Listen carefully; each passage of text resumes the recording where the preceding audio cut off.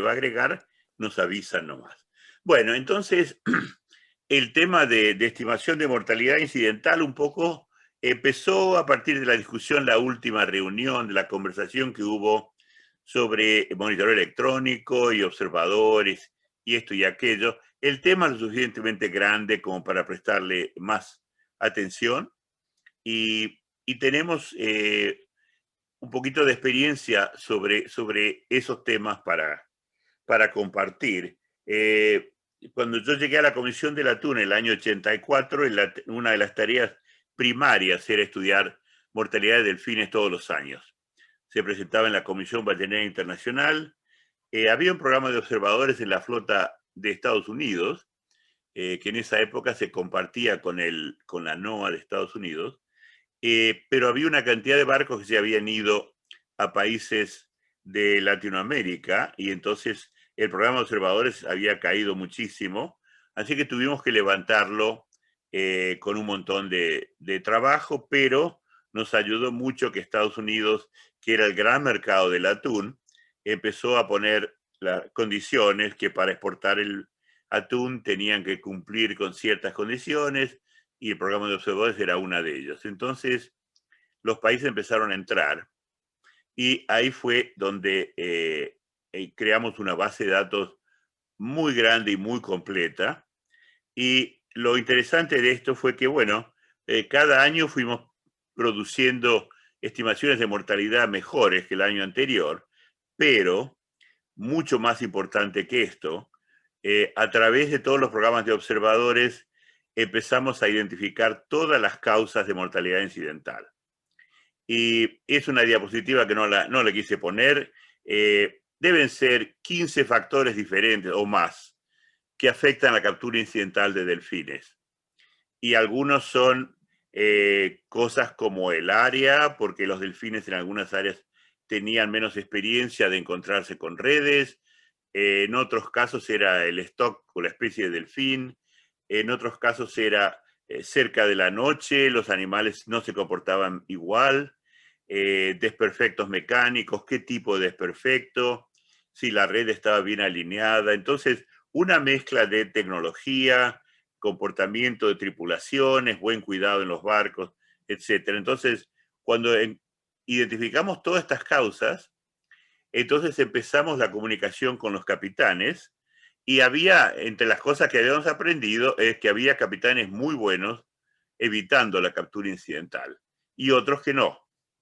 Entonces fuimos directamente a los muy buenos, que ahora sabíamos quiénes eran, y les preguntamos, ¿qué hacen cuando tienen la red en el agua y viene una corriente fuerte, no en la superficie, sino un poco por abajo, y les pliega la red, y de repente tienen 300 delfines adentro de la red? ¿Qué hacen con eso? Entonces, los buenos capitanes tenían sus trucos. Ponemos lanchas y tiramos de la red de todos los costados, hacemos esto con el barco. Tenían una cantidad de recursos y aprendimos de ellos y se lo pasamos a los demás. Entonces, el programa de observadores nos dio este puente entre los pescadores y los científicos y la estadística suficiente como para identificar quiénes eran los mejores. Trabajando con pescadores, como muchos de ustedes lo hacen, sabrán que hay algunos que saben muchísimo, otros que a veces saben mucho menos, pero a veces hablan mucho más que los que saben muchísimo. Es importante identificar cuáles son las buenas fuentes de información. Así que así empezamos las cosas y ahí aprendimos una cantidad de cosas. Entonces vamos a ver si puedo compartir la pantalla, que siempre resulta... Debieras, Martín, porque estás de co-host, así que... ¿Qué pasa?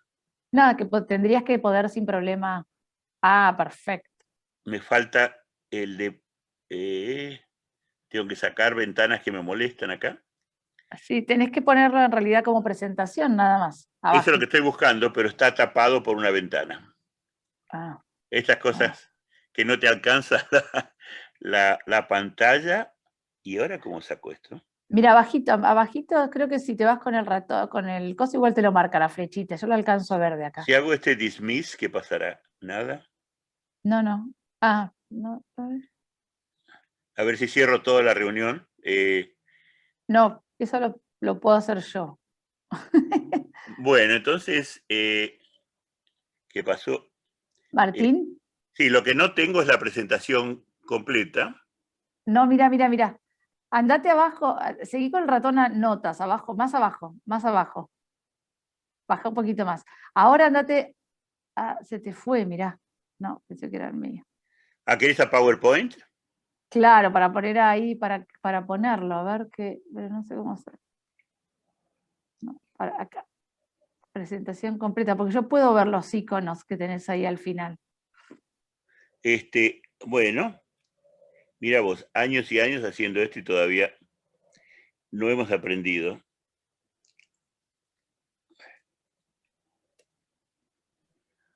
A ver. Martín está allá abajo. Podemos guiar con el cursor del Claro, eso es mouse. lo que yo quería Sí, dale. decirle. Despacio, sí, más arriba, un poquito abajo, baja. Baja un poquito más, baje. Con tu cursor de mouse, baja un poquito más. Pero no se mueve. No se está moviendo el cursor. Ah, qué grande, Patricia, sí. Sí, si no, Ahí a derecha, deberías izquierda poder. y... Yo veo, ¿no? Patricia, vos estás viendo abajo Sí, muy lo veo chiquitito los abajo. iconos. Mueve tu cursor, Martín, un poquito. Ahí Ya, está. sí. Ah, casi. Espera, despacio. Baja. Baja. Poquito despacio, poquito a la izquierda. Chiquito a la izquierda. Ah, ahí nos Casi. dicen que si apretás F5 también vas a la presentación También. en el chat. ¿Cuál? Normalmente sí. F5. A ver, F5. Cayo.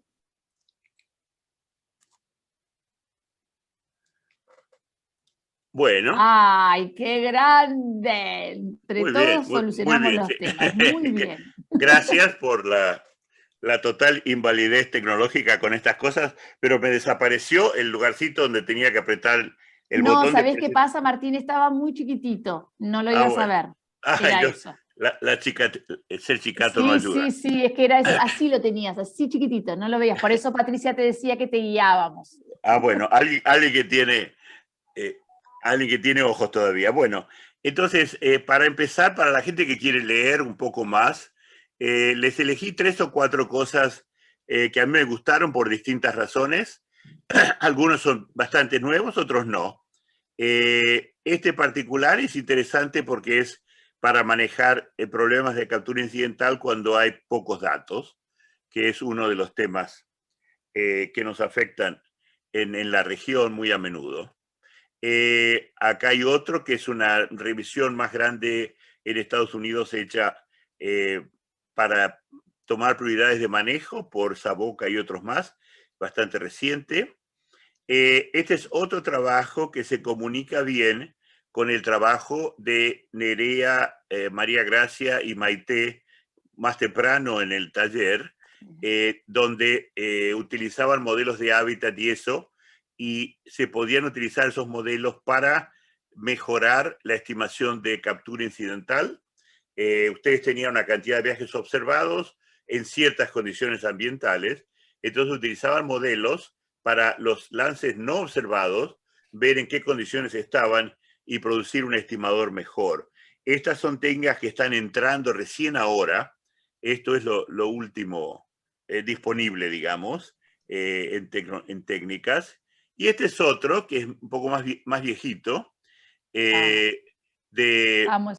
Beth Babcock, que es muy buena, y otros autores. Es un reporte interno, creo, de Oceana, sencillo, directo, escrito, una buena lectura, sin entrar a demasiado detalle, pero muy clara y muy útil. Así que estas son cosas, si quieren leer algo, aquí tienen un poquito más.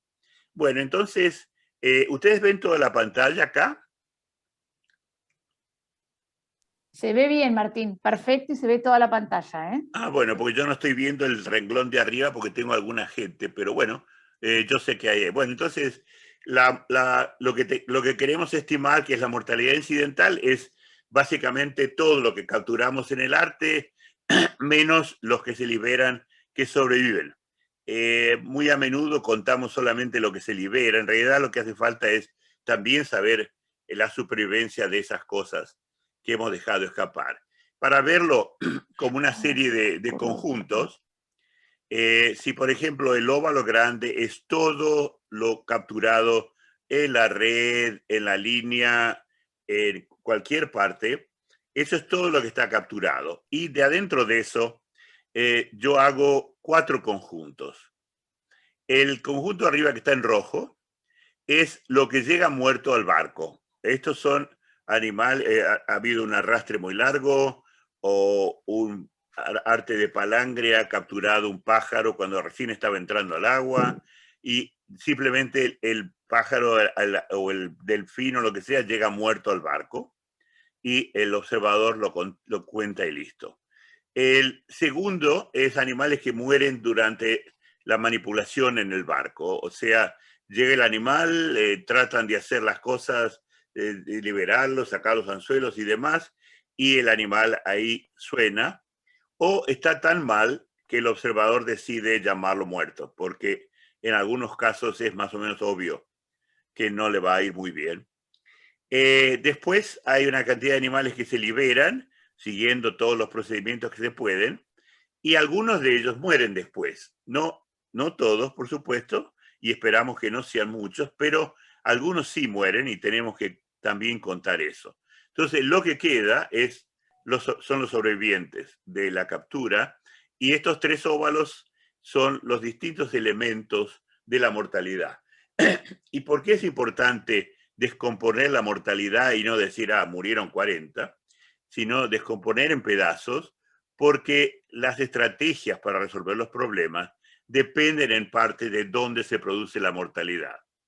Entonces, si por ejemplo, mucha de la mortalidad está durante la manipulación en el barco, entonces mejorar el entrenamiento, mejorar las herramientas disponibles, vale la pena.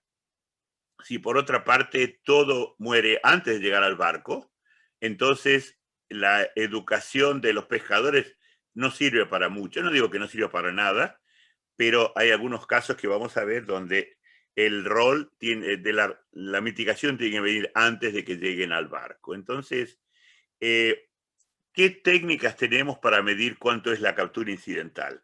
Bueno, hay lo más tradicional en pesquerías y eso para estudiar la mortalidad de una especie es estudiar la distribución de edades, tomar individuos de, digamos, empezando de una cierta edad, de 5, 6, 7, 8, 9, 10 años, ver cuántos hay en cada grupo y ajustar una función a eso, que es una medida de cuánto fue la mortalidad natural, si no hay pesquería, mortalidad resultante de predación o de enfermedades, o si hay pesquerías, se le suma a la natural el impacto de la pesca y se puede sacar por diferencia. En realidad hay pocos estudios disponibles donde haya distribuciones de edades muy abundantes antes de que empiece la pesca para tener una idea de la mortalidad natural antes. Así que esto se puede usar, no se usa demasiado hoy día. Las marcaciones y recaptura son una técnica realmente que suena fantástico. Cuando aprendí esto dije, esto es el final, con esto hacemos todo. Si pueden marcar y recapturar en varias temporadas, el resultado es que sacan todo, el reclutamiento, la mortalidad, el crecimiento, todo se va sacando de este sistema de marcaciones y recapturas. Capturan animales, les ponen una marca, los liberan y después en años sucesivos o en periodos sucesivos van recapturando. Entonces, todo esto que me pareció una cosa fantástica dura hasta que uno ve cuáles son las condiciones de validez de las marcaciones. Y ahí nos encontramos con un montón de cosas que hay que asegurar que no son fáciles de verificar y que al contrario en muchos casos no se cumplen. Los animales marcados se tienen que comportar igual que los otros, no se tienen que morir ni enfermar por efecto de la marcación, no deben cambiar de comportamiento. cuando un animal es encontrado en un barco marcado, se reporta y no se pierde esa marca. La población tiene que estar cerrada. Entonces hay tantos supuestos que uno acaba diciendo, ¿y con esto qué podemos hacer? Y cuando ven los trabajos de marcaciones más recientes en distintas especies, no necesariamente de bycatch, las cosas que están saliendo son movimientos, migraciones y crecimiento, por ejemplo, pero no se utiliza tanto marcación y recaptura, por lo menos en el medio marino, para esas otras cosas que también queremos saber. Después vienen los observadores, que es lo más utilizado, y vamos a hablar un poco más de eso, y que es tal vez la aproximación más sencilla, y con el ejemplo que les mencionaba antes de atún delfín, se ve rápidamente que los observadores son una fuente de muchísima información que no necesariamente viene en las marcaciones o en otros lugares y que sirve para mitigar el problema. Entonces, la idea con la captura incidental no es saber cuánto es, sino reducirla lo más posible si hay que reducirla. Eso es importante. Entonces, no quedarse con un número. Vamos a hablar un poco más de observadores. Monitoreo electrónico, hablamos un poco el otro día. Y yo charlé un poco con Marlon Román, que trabaja en la comisión en este tema. Sabemos de Luis Cocas, que está haciendo otros trabajos. Joana y Jeff han hecho trabajo con John Wang en monitoreo electrónico en embarcaciones artesanales pequeñas. El tema tiene muchísimo futuro. En pesquerías como las de palangre industrial, donde los individuos van entrando de a poco y en el mismo lugar del barco, parece bastante sencillo usar esto, en lugar de tener un observador para a lo mejor contar o medir una docena de peces en 1000 anzuelos. Entonces es más eficaz, más eficiente, se gasta menos dinero y se puede controlar cómo funciona de manera que el ángulo sea correcto. En otras embarcaciones, como los cerqueros más grandes, lo que hace el monitoreo electrónico es trabaja junto con el observador. El observador está en el puente y el observador ve la captura incidental que está cerca de la boca del salabardo o en los bordes, pero como eso se descarga en algunos casos directamente a una cubierta abajo de la cubierta principal, una cubierta de bodegas, el observador no ve tiburones pequeños, rayas pequeñas, distintas especies de teleostios que se fueron mezclados con los atunes y caen abajo, donde el observador no puede verlos. Una cámara ahí completa mucho y, por ejemplo, en las primeras pruebas que se hicieron, había una cantidad de tiburones de pequeña talla que aparecían en el monitoreo electrónico y que el observador, aún tratando de hacer su trabajo, no los había podido ver. Entonces el monitoreo electrónico va a complementar observadores, en algunos casos puede llegar a reemplazar observadores, y otro caso que es importante es para controlar la honestidad de las observaciones. Ya vuelvo después a eso. Entonces, de monitoreo electrónico quisiera que tuviéramos toda una sección de la red discutiendo las experiencias que ya tienen algunos, qué se ha ganado de conocimiento, qué ven de futuro o no, y que compartan su conocimiento. Así que no voy a entrar demasiado en esto porque es un tema para otra charla completa. Y después lo de los varamientos, que es, hay gente en la región que tiene una acumulación de información de varamientos que es importante. Los varamientos son una buena fuente de información, pero hay que tener cuidado en utilizarlos como estimadores de captura incidental. No todo lo que muere incidentalmente se vara, no todo lo que se vara murió incidentalmente. Los varamientos dependen de la estructura de la costa, de la dirección de las corrientes, de los vientos, de las mareas. Y como el tema es importante para unas cuantas personas en la región, también sería posible hacer una linda charla sobre los que lo están usando y cómo se usa. Por ejemplo, en el estado de Washington hay un programa ya hace muchos años donde han reclutado lo que llaman para hacer ciencia ciudadana. Han reclutado gente, la mayoría gente retirada, que vive en alguna zona costera, y las personas se comprometen a decir, bueno, yo voy a caminar 5 kilómetros de playa una vez por semana.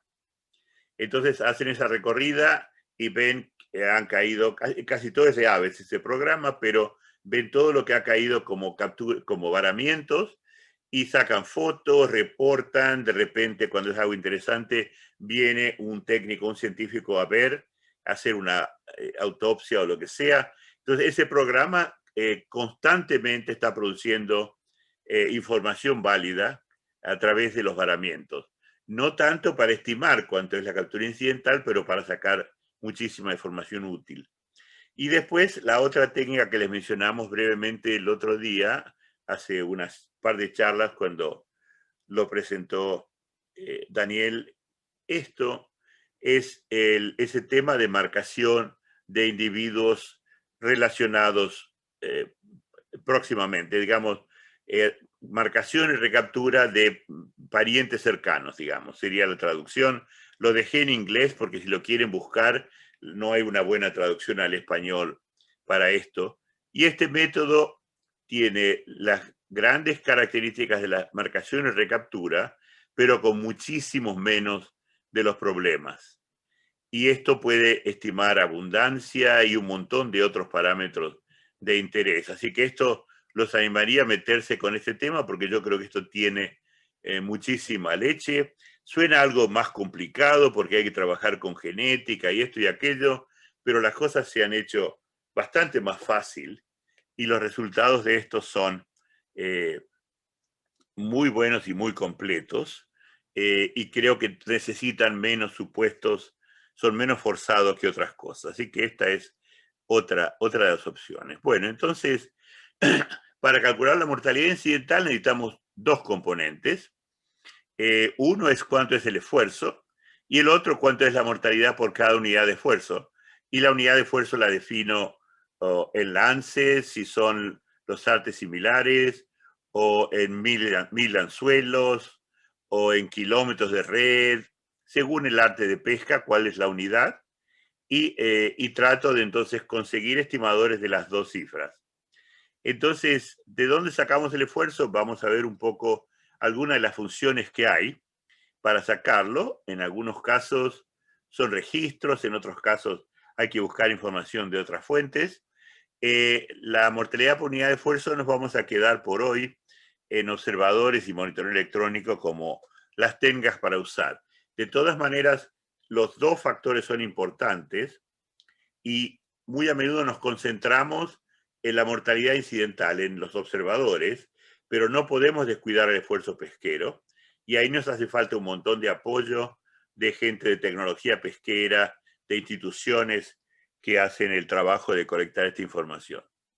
Bueno, entonces, para mostrarles un poco para qué sirve esto de descomponer la mortalidad, acá voy a sacar algunos componentes de la mortalidad por unidad de esfuerzo. Y me disculpo, inventé los nombres de todas estas variables para hacerlos más fáciles. No sé si tuve éxito o no, pero la mortalidad en una unidad de esfuerzo, la mortalidad por lance, tiene los tres componentes que les mencioné antes. Uno de los que llegan muertos al barco. Y estos el observador los ve. Los otros, el segundo, el AB, son los que llegan vivos y mueren en el barco. Una proporción de los que llevan vivos, que es M1, mueren en el barco y también el observador los puede ver o los puede decretar muertos si realmente están en malas condiciones. Y el tercero es los que mueren de los que están liberados, de los que fueron liberados. Entonces, los dos primeros el observador puede tener alcance para determinar cuánto es. El tercero, no. Los que mueren después de la liberación, el observador no los ve y necesitamos hacer experimentos para saber cuál fue la mortalidad posterior. Entonces, esas son las diferencias principales. Pero, como ven, esto da una idea de si la cosa más importante de estos tres términos son los que arriban muertos. Entonces tengo que hacer algo referido a ese tema en particular. Si llegan casi todos vivos, entonces tengo que trabajar en liberar mejor, etcétera, etcétera. Entonces, según el balance entre estos factores, está la estrategia, y algún día me gustaría hacer una charla sobre la estrategia, la de las tortugas la hemos visto más o menos completa, es cómo se enfoca el tema de captura incidental de una manera total, no solo hagamos un experimento para poner esto en la red, sino cómo podemos hacer para evitar que se encuentre el animal con el arte de pesca, que detecte el arte de pesca, o que lo vea para evitarlo, o que no tome la carnada, o, bueno, o que el enganche sea más benigno. Todos los pasos para reducir mortalidad dentro de una estrategia global que lo hemos hecho para tortugas. Bueno, entonces acá tenemos, de los muertos antes de llegar, tenemos un ejemplo muy claro con las aves. Las aves van atrás de la carnada cuando está bajando la red, perdón, cuando están poniendo la línea del agua. Voy a evitar términos como virar o calar los artes de pesca, simplemente para usar las palabras más sencillas que todo el mundo, aunque trabaje en otro arte de pesca, las conozca. Entonces, cuando está bajando la línea al agua, los anzuelos llevan la carnada, las aves van y muerden la carnada y se quedan enganchados. Entonces, para poder ese pájaro se pasa todo el tiempo enganchado al anzuelo, se muere. Para cuando llega al barco no hay ninguna chance. Entonces, ¿qué hacemos con ese caso? Bueno, primero ver, ¿podemos mejorar eso? ¿Podemos hacer que más pájaros lleguen vivos al barco o más delfines o lo que sea? Y esto se puede hacer, por ejemplo, tienen un lance de arrastre muy largo y llegan delfines o pinípedos muertos. A lo mejor lances más cortos permiten que lleguen vivos y los puedan liberar. Otras cosas que se está usando, y esto es una novedad bastante reciente, son artes de pesca con alarmas. Y esto están, por ejemplo, está en una prueba con palangres verticales, en algunas pesquerías de pez espada y demás. Y cuando se hunde la boya porque alguien mordió, se emite una alarma que va al barco y el barco viene inmediatamente a recuperar esa o captura incidental. Esto se está haciendo en una pesquería de pez espada. Entonces, ¿para qué sirve esto? Bueno, como lo encuentran inmediatamente el animal, la probabilidad de salvarlo es altísima. Y desde el punto de vista de los pescadores, como sacan el pescado del agua casi inmediatamente, está vivo, sacan un pescado que tiene el mayor valor que puede tener en el mercado. Entonces, un pez espada que prácticamente subió saltando a la cubierta y lo matan ahí, vale mucho más que un pez espada que estuvo 8 horas en el agua y esperando que alguien viniera a buscarlo. Entonces, ese tipo de cosas sirven. Algo más sencillo es patrullar el arte. Se pone la línea o la red y el barco va patrullando y cuando hay una boya hundida, levantan y sacan o la captura incidental. También mejora la calidad del producto y mejora la liberación. Si estas cosas no funcionan, y en los palangres industriales que tienen los problemas con aves probablemente no funcione, entonces lo que queda es cambiar toda la estrategia y decir, como no podemos evitar esto, tenemos que evitar el problema antes de que se enganchen. Entonces, en el caso de las aves, las respuestas para evitar que se enganchen son las líneas Tori, poner el arte de noche, todo ese tipo de cosas para que el pájaro no se enganche. Si se engancha, a lo mejor se lo puede ayudar con entrenamiento de pescadores, herramientas y demás, pero las probabilidades son un poquito más bajas. Entonces hay que mover la batalla a evitar la captura decididamente, y esto fue lo que mostraron la vez anterior la gente del grupo. Bueno, después un par de cosas que se mencionaron el otro día o en otra reunión anterior. hay cosas que no se capturan. Por ejemplo, cuando se está levantando una red de arrastre, de repente están una cantidad de aves nadando y ahí cerca y no ven que vienen los cables y vienen con mucha energía y esos pájaros suenan. No se capturan nunca. En algunos casos el observador los puede ver según la distancia que tienen a los cables, otros casos a lo mejor no son obvios. Hay pesca que se cae de los anzuelos, algún animal, algún pescado se enganchó en el anzuelo, estuvo peleando con el anzuelo cuando antes de llegar al barco, y a veces lo ven desde el barco, se suelta el pescado y se va, pero se va en malas condiciones. Eso es muy difícil de manejarlo. Y después vamos a ver el tema de también la mortalidad de los liberados. O sea, hemos hecho lo que queríamos hacer, que es liberarlos. Vamos a ver si fue efectivo. Bueno, entonces acá hay un ejemplo muy sencillo de un experimento que se está haciendo en este momento para ver la supervivencia después de liberación. Esto se está haciendo con el Acuario de Monterrey, la Universidad de California Santa Cruz, Tuna Cons de Ecuador, el Manta Trust y otros grupos.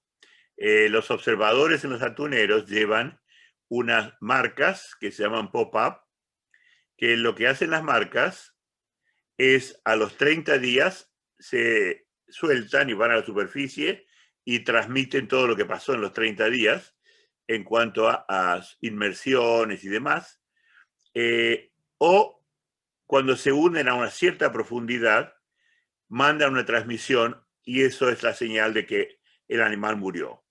Entonces, lo que tiene arriba a la derecha es un registro de uno de estas rayas mobulas que sobrevivió. El comportamiento del animal a los 30 días parece bastante normal y ese va bien, tiene señales que va a sobrevivir. El que está a la izquierda, este es el que muere inmediatamente. Lo ponen en el agua, inmediatamente se hunde el pescado y lo que ven subiendo después es simplemente la marca satelital que se liberó y sube. Entonces, esto se hace a una cierta profundidad. La profundidad depende de qué especie, pero digamos, supongamos que cuando la marca llega a 150 metros o 200 metros, se suelta y se va para arriba. Entonces, esto indica una muerte inmediata. Y el que está a la derecha abajo es una mortalidad retardada, digamos. Entonces, el animal pareció que más o menos arrancaba bien y después empieza a tener problemas, se hacen más irregulares los movimientos y finalmente se hunde.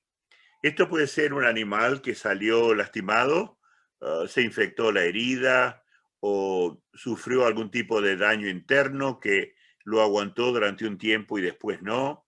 Entonces, estos son los otros componentes de la mortalidad, que en este caso vimos que el animal se fue nadando. Si marcamos que se fue nadando, parecería que vivió, pero en realidad no. Entonces, esto sirve mucho porque, por ejemplo, de las mobulas involucradas en el experimento, que son 5 especies, hay algunas que son muy resistentes a la manipulación y otras que son más bien frágiles. Entonces, a las que son resistentes se las puede apoyar para mejorar la supervivencia y las otras hay que ver cómo se las puede evitar a lo mejor.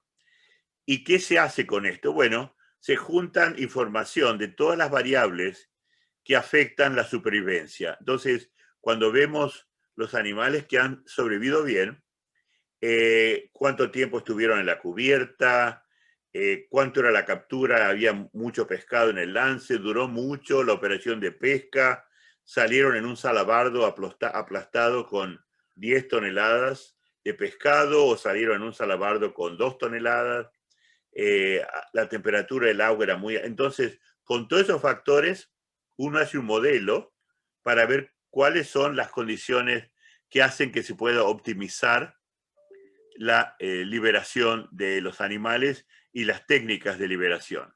Eso es lo importante de esto. no solo estimar cuántos mueren, sino ver cuáles son las cosas que facilitan la supervivencia. Y esto hace que el experimento no sea tan elegante como decir muere el 60% o sobrevive tanto, sino se vuelve un experimento un poquito más enredado, pero que va al objetivo de reducir el problema y no simplemente contar. La idea es, no queremos contar animales muertos, sino evitar que mueran. Bueno, entonces, si vamos ahora a los componentes, ¿de dónde sacamos la información del esfuerzo pesquero? Bueno, en algunas embarcaciones más grandes, en lugares que están bien organizados, instituciones más grandes, los puertos pueden tener registros de salidas, regresos, a veces zonas de pesca, y con eso se puede hacer algo bastante bueno si se mantienen en buenas condiciones. Hay otros lugares en la pesca artesanal que son mucho más rústicos. A veces hay cooperativas que mantienen registro de la actividad de sus miembros, pero hay barcos artesanales que operan del medio de un manglar o de una playa. No hay ningún control de quién está pescando y cómo. Entonces, hay que buscar dónde está la respuesta a este tema para saber cuántos barcos, cuántas operaciones hay.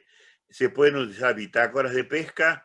Hay capitanes que hacen bitácoras muy prolijas, muy buenas para la operación de pesca. Poco difícil esperar que la captura incidental la registren igualmente bien, pero puede ser útil para otras cosas. El monitoreo electrónico también sirve para esto. Entonces, las cámaras muestran que la línea está saliendo del barco, la red está saliendo, el pangón bajó con la punta del arte de cerco. Eso lo puede mostrar el monitoreo electrónico y se registra el horario, las condiciones y demás, sin que el observador tenga que hacer nada. Y además, información satelital y del monitoreo de barcos a través del satélite. Estas dos cosas permiten ver los movimientos de los barcos, inclusive las maniobras, y se puede ver cuando el barco está moviéndose de una forma que parece compatible con la maniobra de pesca, otras que están navegando de un punto a otro y demás. Entonces, con un conjunto de estas cosas se puede hacer algo, pero es muy importante hacer un plan de cómo se va a estimar el esfuerzo y no concentrarse solo en el observador y en las medidas de captura incidental. Entonces, ¿qué es lo que hace falta? ¿O cómo podría empezar la planificación? Bueno, hacer un mapa de puertos, caletas y playas desde donde operan los barcos.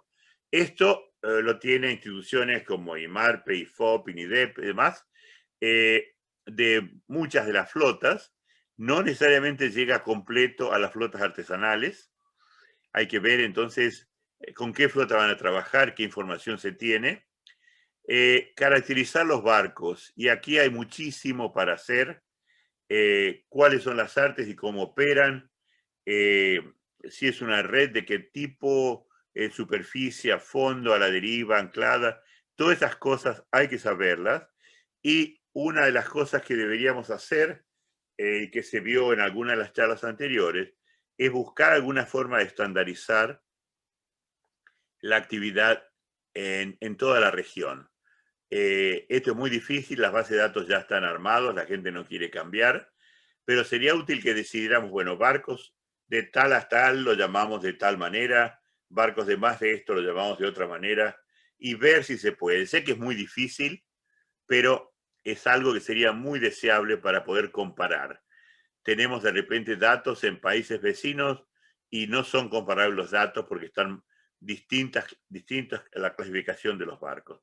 Y después, bueno, entender áreas y temporadas de pesca y a partir de ahí encontrar cómo se estratifica, qué segmentos de esas flotas son los que vamos a estudiar. ¿Son todos? ¿Son algunos y demás? Entonces, Las artes de pesca era un tema que hubiera querido cubrirlo antes de empezar con todas las charlas, como unas presentaciones grandes por los expertos. Tenemos los artes activos y pasivos, tienen distintos nombres, distintas características, distintas descripciones, y hay una variabilidad muy grande de esto que también hay que registrarlo, y que nos causa un tremendo problema si empezamos a mezclar. Y eso es una cosa muy importante. Para darles una idea, esto es simplemente de un apunte de un manual de FAO. Lo dejé en inglés porque estaba así, y para no buscar, simplemente redes de malle o agalleras, que son las de arriba. La FAO considera 4 tipos: una que está a la deriva, una que está estaqueada, una que está anclada.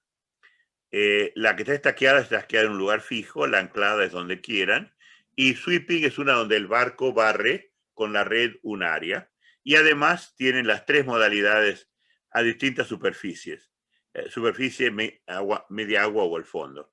Entonces todo esto es una red del malle o una red agallera. Se dan cuenta que estas diferentes versiones tienen capturas incidentales muy distintas.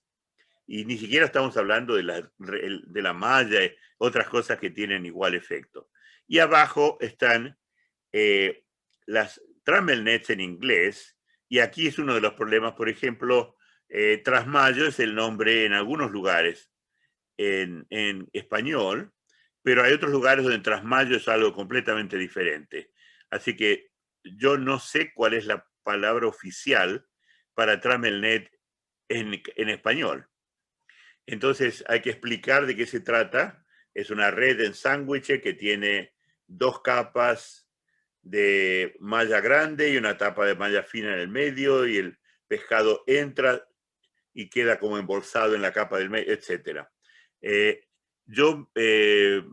Esto pienso que deberíamos tener una nomenclatura, porque trasmayo, que se usa para esto en algunos lugares, se usa también para otro arte diferente en otros lugares. Claro. Tenemos, perdón, sí, tenemos una suerte bárbara en este momento, porque este manual ha salido hace menos de 3 semanas. Así que lo tienen recién salido del horno. Y esta es una clasificación, ilustración de artes de pesca hecho por la FAO. Y yo le escribí el autor principal es el doctor Pingwo He, que es muy bueno. Le escribí preguntándole si habría una chance de que se tradujera al español. Y él me dijo que si escribíamos a la FAO, a lo mejor podíamos acelerar que se hiciera esto. Lo que esto nos daría, si la gente estuviera dispuesta a seguirlo, sería una nomenclatura que fuera los mismos nombres para el mismo arte en toda la región, tienen códigos de letras, usar todos lo mismo y generar una estandarización enorme. Así que este documento está en ese link, y lo pondremos cuando tengamos alguna parte donde ponerlo. Pero esto es una cosa que nos puede ayudar muchísimo en la tarea de estandarizar. Bueno, algo entonces sobre el tema de muestreo. Supongamos que este blanco es exactamente, el centro de este blanco es exactamente la mortalidad por unidad de esfuerzo de la especie que quiero en la pesquería que quiero. Esta es la verdad. Si hubiera visto todos los lances de todos los barcos, esto es lo que yo computaba. Pero no lo tengo esto, y después vemos cómo se puede generar algo como esto. Entonces lo que tengo son observadores que salen al mar y ven qué es lo que hacen. Entonces, me disculpo por estos ruiditos que parece un ganso herido o algo así, pero venían con esta pequeña animación. Entonces, ¿qué pasa? Salen 5 o 6 viajes de observadores, cada uno produce uno de esos puntos. Los puntos están cercanos entre ellos, o sea que la medida es bastante precisa, tiene poca variabilidad, pero no están en el centro. El promedio de estos no coincide con el otro centro. Entonces, esto es algo que hace que las medidas que salen de acá sean desviadas. El caso más sencillo para explicar el sesgo es una balanza que, en lugar de empezar en el cero, empieza en 200 gramos. Entonces, todo lo que yo peso puede estar muy bien pesado, pero tiene 200 gramos de más. Si yo sé cuándo es el sesgo, lo corro y tengo buenas mediciones. Pero entonces los sesgos se producen en los programas de observadores por distintas razones. Bueno, acá hay otro de estos ladridos. En este caso, si ustedes miran los que están en violeta, este es más o menos lo peor que puede pasar. Los puntos están desparramados por todos lados y el promedio de ellos no coincide con el centro del blanco. Entonces, esto es lo peor que puede pasar y en bycatch a veces pasa.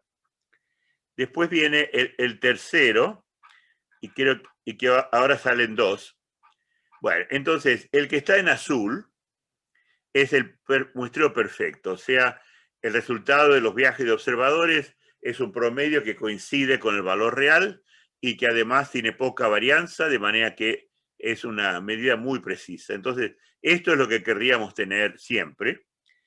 Y después, el anaranjado es uno de los problemas, que es los puntos están desparramados por todos lados, siguen centrados en el medio, o sea que no tiene sesgo, pero tiene una variabilidad muy grande, y cuando pasa esto, vamos a tener un estimador que va a decir, bueno, la mortalidad fue entre 35 y 850 individuos, unas márgenes muy, muy grandes que no van a ser muy útiles.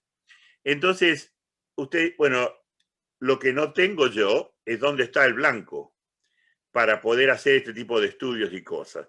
Y ahí es donde vienen algunas de las herramientas estadísticas que ayudan muchísimo y que sirven para hacer este tipo de cosas. De los métodos que se utilizaron mucho para reducir sesgo, y eso, los métodos del Bootstrap, es un tema fantástico y con muchísima utilidad. No voy a entrar en esto.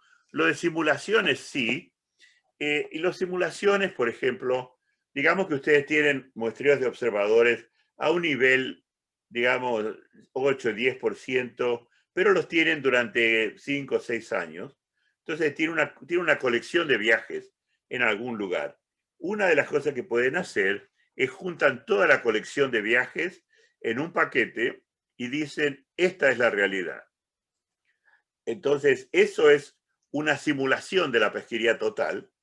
Y en ese conjunto, ustedes saben todo exactamente. Saben cuánto es la media, saben cuánto es la variabilidad, todo eso lo saben porque ustedes conocen todos los datos. Entonces, de esta muestra falsa, hecha juntando datos, que mejor que no tienen que tener tendencia, algunas cosas para poder juntarlos, de todo esto yo empiezo a muestrear y saco el 5% y veo qué pasa. Y pongo de nuevo esos y saco 5% de nuevo y voy repitiendo el muestreo, poniendo de vuelta las muestras y volviendo a sacar. Entonces saco 5.000 copias del 5%. Y después saco el 10% o el 1% y hago de nuevo una gran cantidad de réplicas para ver qué es lo que pasa. Y esto me va informando de cómo van cambiando los datos con respecto a este centro que ahora sí conozco. Entonces yo sé qué fórmulas están sesgadas, porque yo sé dónde está el centro, porque lo conozco. En otro caso, por ejemplo, tenemos una pesquería con 100% de cobertura. Entonces un colega de otro océano vino a trabajar con nuestros datos para ver la variabilidad dentro de la pesquería, pero no van a tener 100% de cobertura en muchos casos. Entonces, ¿qué es lo que se plantean con los observadores y los resultados que vienen? Bueno, uno de ellos es que las muestras realmente son representativas de la actividad. Por ejemplo, hay limitaciones reales, van a un lugar, la institución, el gobierno, quien sea, le dice, de acuerdo, vamos a iniciar un programa de observadores con ustedes, pero solamente en barcos de más de 10 metros de eslora.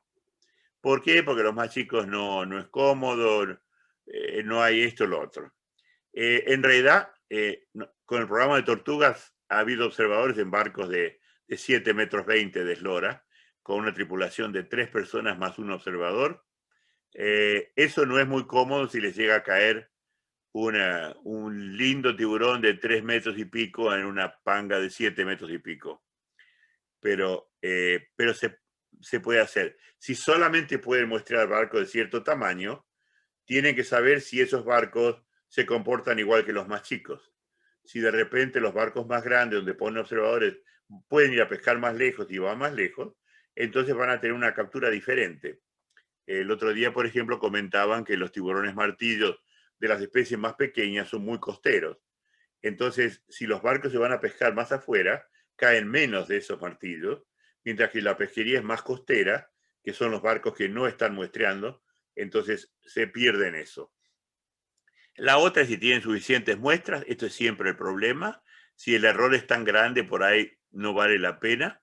Y el otro es si las muestras son veraces en el sentido de que no hay ninguno de los problemas. Entonces, ¿qué pasa con los programas de observadores? ¿Qué problemas podemos tener? Bueno, el más básico son los errores.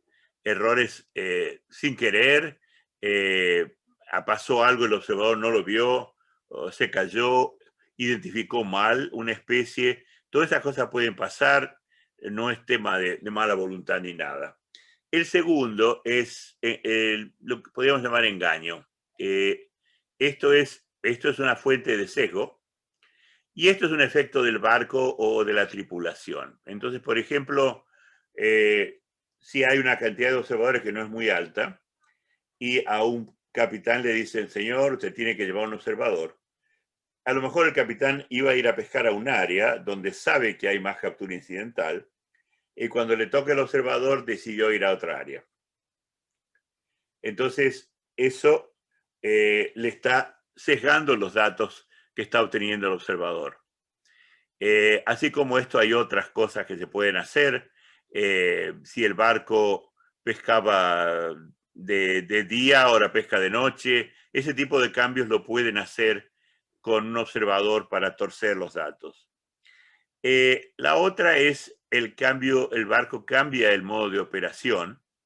Bueno, igual que antes, si muestrean de día en lugar de noche o cambian a la noche, o ponen las líneas menos profundas, más profundas, toman algunas medidas para cambiar los datos que le llegan al observador.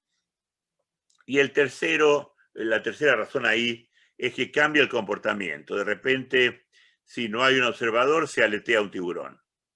Si hay observador, no. Si hay observador, se libera algo que hay que liberar. Si no hay observador, a lo mejor se retiene. Entonces, todas estas son cosas que son problemas de los observadores y que pensamos que el monitoreo electrónico puede ser una ayuda para esto, entre otras cosas. Entonces, ¿qué se pueden hacer, por ejemplo, para ver que no se llevaron al observador un área que es diferente a donde está pescando todo el resto de la flota? Bueno, se puede comparar la producción de barcos sin observador con los barcos con observador. Y esto se hace en el puerto. Entonces capturaron las mismas cantidades, las mismas especies, la misma composición. Duró el viaje mucho más. Y también se puede usar cosas como los datos satelitales o los datos del Vessel Monitoring System para ver en qué zona estuvo el barco y dónde estaban pescando los demás barcos. Entonces, si hay alguna diferencia, eso muestra que hay alguna falla en que eso no es aleatorio. La otra cosa que es diferencia de comportamiento, a veces se puede ver por la habilidad de la tripulación. Los observadores más experimentados se dan cuenta que si se supone que hay que sacarle al suelo una tortuga y liberarla, pero cuando está el observador llega la tortuga y la gente no sabe dónde están los instrumentos, no sabe cómo usarlos, es muy torpe, eso es una señal de que lo están haciendo solamente porque está él. Si realmente el proceso se hace comúnmente, las cosas están en su lugar, ellos saben dónde están y lo hacen. Y eso lo hemos visto con muchas cosas. La maniobra de retroceso, por ejemplo, los delfines, la tripulación la ejecutaba y el barco la ejecutaba perfectamente cuando la tenía como parte de la actividad diaria. Bueno, entonces el otro tema es la corrupción. En el anterior, el observador es una víctima de un engaño. Acá el observador, por una razón u otra, está participando en lo que está mal. En algunos casos es intimidación, en otros casos puede ser el observador está conviviendo en el barco muchos días, de repente la tripulación le dice, uy, si reportás esto nos va a causar un problema, por amiguismo o por otras cosas, o simplemente por corrupción económica, el observador cambia los registros.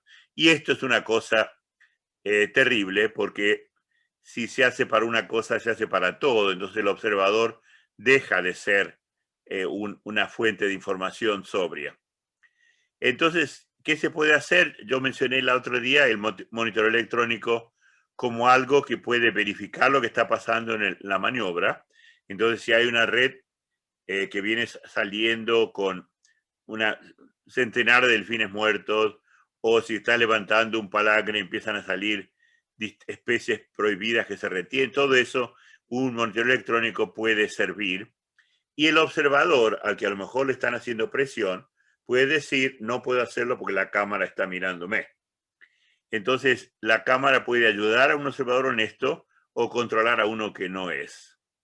La otra cosa que se puede hacer es comparar estadísticamente la mortalidad por lance, ya sea de individuos o de grupos, dada si uno tiene un modelo de cuál es la mortalidad esperada cuando se dan las condiciones de corriente fuerte, la hora del día, el área, etcétera, y hay observadores que consistentemente están por debajo de lo esperable ahí, y así hemos podido hacer algo. Y después, detección de mentiras. Hay un par de tecnologías que funcionan. Ninguna es perfecta, pero hay un par y no es tan imposible hacerlas. Y creo que como la gente no sabe cuál es la respuesta a esto, hay más respeto a que estas, hay más precaución para no hacer cosas. Y entrevistas a observadores y eso ayuda muy a menudo. Bueno, entonces, desde el punto de vista puramente estadístico, lo anterior a la colección de datos, los datos son a veces muy, muy difíciles. De repente tenemos casos donde hay 2000 lances con 0 captura incidental, y después hay 20 o 30 con 1, unos pocos con 2, y de repente hay uno con 300. Entonces, esas distribuciones estadísticamente son muy difíciles de manejar. Se usa esta, que se llama inflada en cero. La dejé en inglés para que la pudieran encontrar, no sé cuál es la traducción buena de esto. Y a esto se basa en estimar la proporción de ceros y después la mortalidad del resto. Esto lo pueden encontrar también. Uno de los problemas es que las especies que están en peligro tienen muy baja frecuencia de aparición. Aparecen en muy pocos lances y a veces además tienen alta variabilidad. Hay sesgos cuando la cobertura de observadores es muy baja. Por suerte, los sesgos son hacia arriba, hacia estimar de más y no de menos. Y después tenemos a veces estos valores extremos. Yo recuerdo algún año al principio donde la mortalidad promedio, digamos que era 6 o 7 delfines por lance y un lance mató 1100. Entonces eso es otro problema serio para la estadística. Entonces acá hay algunos ejemplos de, estos son de un trabajo, son capturas por cada 100 anzuelos, y como ven, de las especies, arriba del primero de todo es aleta amarilla, el siguiente es patudo, entonces son especies objetivos. Bueno, cae más o menos 1 y pico de esos atunes por cada 100 anzuelos. Se dan cuenta que la productividad en número no es muy grande, y estas especies tienen que tener alto valor para justificar la pesca. Caen otras especies que se pueden vender, y si van abajo de todo, encuentran a la tortuga laúd con una captura por cada 100 anzuelos de 0.00005. Entonces, para realmente tener algún estimador de cuántas tortugas hay, tiene que muestrear miles y miles y miles de estos lances, llega hasta el punto donde uno dice, vale la pena.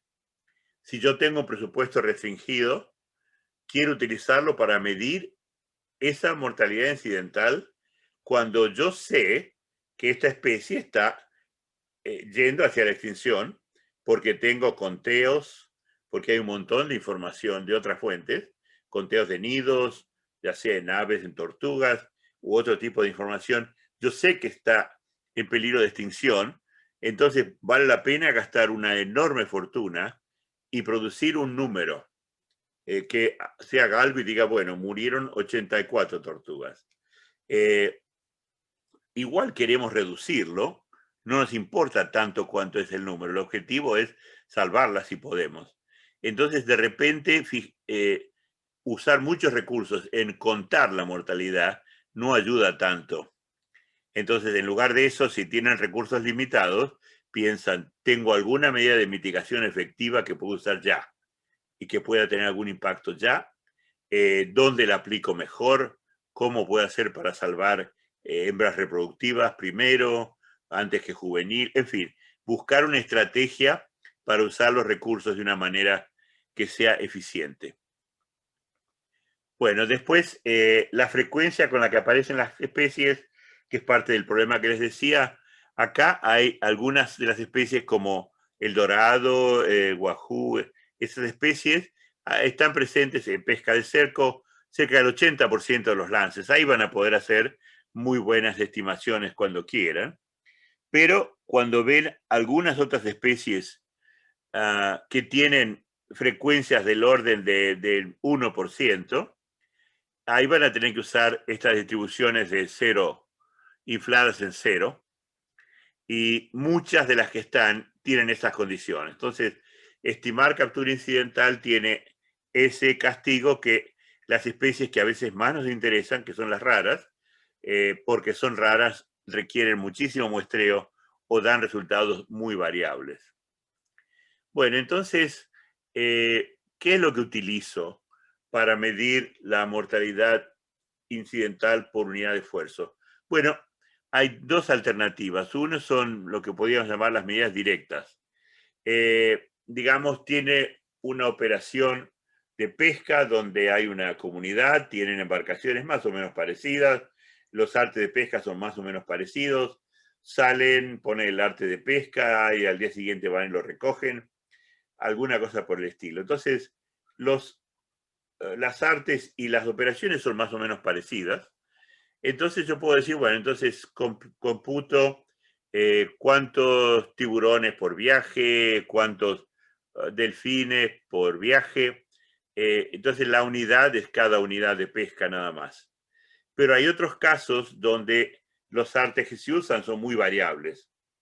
Entonces hay un pescador con una red de 300 metros y otro tiene una red ahí cerca de 1200 metros. Estos números, estos resultados no van a ser comparables. Entonces tengo que usar esos cocientes y es dividir la mortalidad por alguna medida de que estandardice esto. Entonces, yo sé que la segunda red espero que tenga más o menos 4 veces más que la primera. Entonces puedo hacer cuál es la mortalidad incidental por 100 metros de red o por 1000 metros de red, cualquier medida que quieran. Si yo hago un arrastre de 3 horas o de 9 horas, pueden ser demasiado heterogéneos, entonces tengo que hablar de arrastre por hora, de captura incidental por hora o algo así. Entonces, a veces tenemos que usar estos estimadores de cociente. Bueno, y aquí hay algunos usos de esos estimadores de cocientes y de los sesgos que tienen. Estos son datos de cerco atunero. Y esto es para mostrarles algo que es un fenómeno general. Los sesgos, o sea, cuando no se está acertando el promedio, por suerte para los animales, tienden a ser positivos. O sea que los observadores generan estimaciones que muy a menudo son más altas que las reales. Y esto pasa porque son distribuciones de valores positivos. Ustedes pueden poner un palangre y le pueden caer de repente 2 tortugas, 4, 5, 8, 100 tortugas. y entonces tiene un número muy alto, pero no hay, para balancear esto, no le pueden caer menos 100 tortugas, no hay mortalidad negativa. Entonces, si se desvía el muestreo, se va a desviar hacia arriba. Esto nos ayudó con la industria, porque cuando sabían que con menos observadores la mortalidad era más alta, empezaron a estar más dispuestos a aumentar el número de observadores, porque sabían que eso ayudaba. Entonces, estos gráficos son simulaciones hechas con el método que les mencioné antes, de compactar datos de varios años. Las tres curvas son tres medidas de distintas fórmulas para reducir el sesgo, y todo esto está hecho con los métodos de Bootstrap y simulación y remuestreo de los datos. Y lo que esto muestra, y esto es un fenómeno más o menos común, cuando el muestreo es 5% menos, hay un sesgo muy alto. Para los 10 o algo así baja mucho, y para los 20 o algo así ya se acható, y llega a un punto donde uno dice, bueno, no vale la pena seguir muestreando si el objetivo es este. Digamos, he llegado más o menos a donde quiero llegar. El de la derecha son otras especies, y las curvas son algo diferentes, pero la forma es parecida, y abajo hay otro ejemplo, algunos de ellos con escalas diferentes, de manera que el sesgo es mucho más grande, pero en general con un poco de aumentar el número de muestras y un poco utilizar fórmulas basadas en estas correcciones, y en Bootstrap se puede mejorar mucho las estimaciones. Y acá está la variabilidad, que también tiene una forma parecida.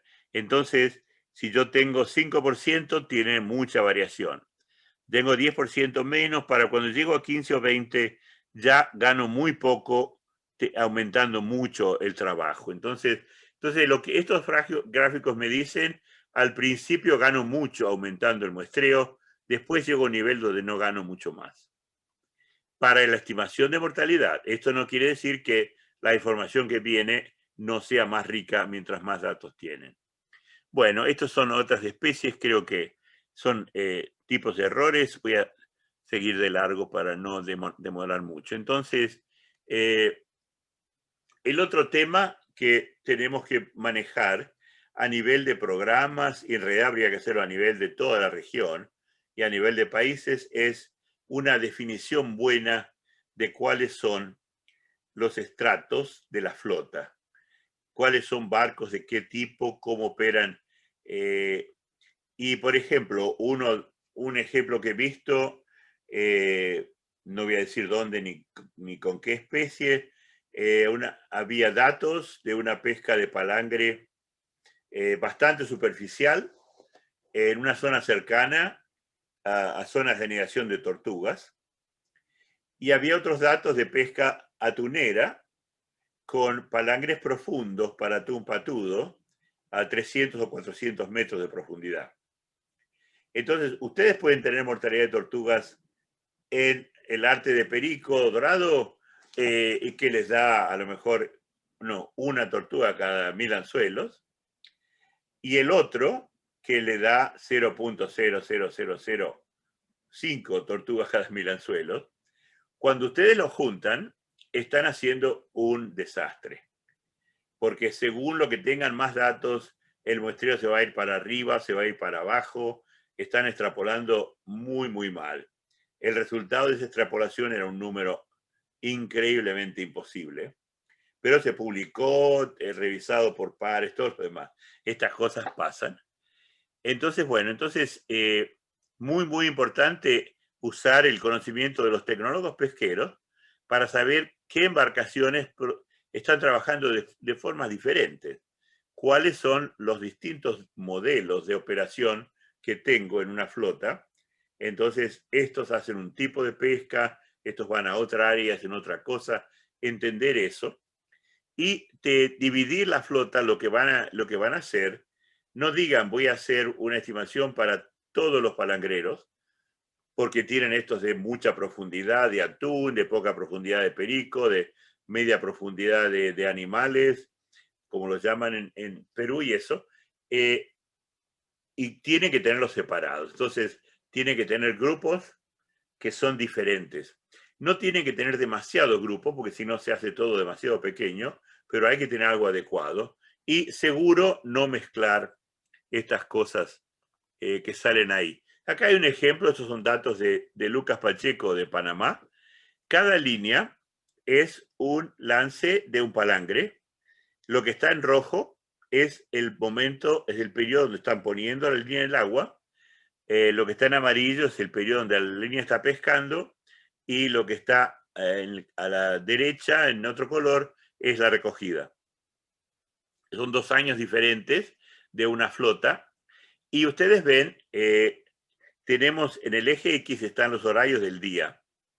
Entonces se ve que la mayoría de las operaciones que tienen son operaciones diurnas. Entonces esos barcos tienen, conforman un estrato razonable, pero lo que tengo en la parte superior, como les decía, cada línea es una operación de pesca. Lo que tengo en la parte de arriba es pesca nocturna. Entonces, si yo combino estas cosas, arruino los dos estimadores, digamos, de alguna manera. Entonces, hay que separar la operatividad de los artes y las características de los artes, como malla de red, anzuelo, tamaño de anzuelos, etc. Entonces, disculpo que tiene tantas palabras esto, pero es muy importante. Entonces, la mejor estratificación que puede hacer es que cada grupo tiene la mínima variabilidad. Entonces, ustedes tienen todos los barcos que son de menos de 8 metros de eslora, y ustedes saben que esos barcos operan con un motor de tanto, que tienen un rango de pesca de tal, que usan líneas con tantos anzuelos, bien homogéneo, tienen un lindo bocadito armado. Y por otra parte, si hay otra flota, que son embarcaciones que ya tienen artes que no son manuales, que tienen líneas de otras características, otro material, esto es otro grupo y lo tienen separado, y este grupo está bien separado del anterior. Entonces, una de las cosas que esto nos dice, que es que las variables que estamos usando están correlacionadas con la operación, con lo que está haciendo el barco. Entonces, estos más grandes sé que pueden ir más lejos, entonces tienen una diferencia también de área como resultado del tamaño. Y no es solo el tamaño. De repente tienen embarcaciones de distinto tamaño, pero ponen artes de pesca que son iguales, y la operación de pesca es la misma. Entonces, las operaciones de pesca con las nodrizas que se utilizan en Ecuador, de repente las pangas, que tienen 7 metros y pico, están poniendo una línea de 1000 anzuelos, igual que la nodriza, que tiene 20 metros. Y también es manual la operación. Entonces ahí tienen embarcaciones muy diferentes, pero la operación no es diferente.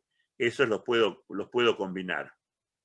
Entonces, eso es lo que hay que aprender y ver, no usar solamente una cosa, sino entender de qué manera afecta. Entonces se puede ver, se puede muestrar en cada grupo. Digo, bueno, cómo muestreo las pangas, cómo muestreo barcos industriales, artesanales grandes, o cualquier categoría. Y esta forma mejora muchísimo la precisión y la eficiencia de lo que está haciendo. Se ahorra muchísima plata y mucho esfuerzo, y tiene un montón de ventajas. Entonces, sí, no es fácil elegir las variables y es un poquito más complejo para muestrar, pero la estratificación que viene de estandarizar artes y barcos es sumamente importante. Bueno, entonces, para observadores, muy importante el buen entrenamiento y consistente. En los programas de la comisión, la misma persona hizo los entrenamientos, o lo está haciendo todavía, por más de 25 años.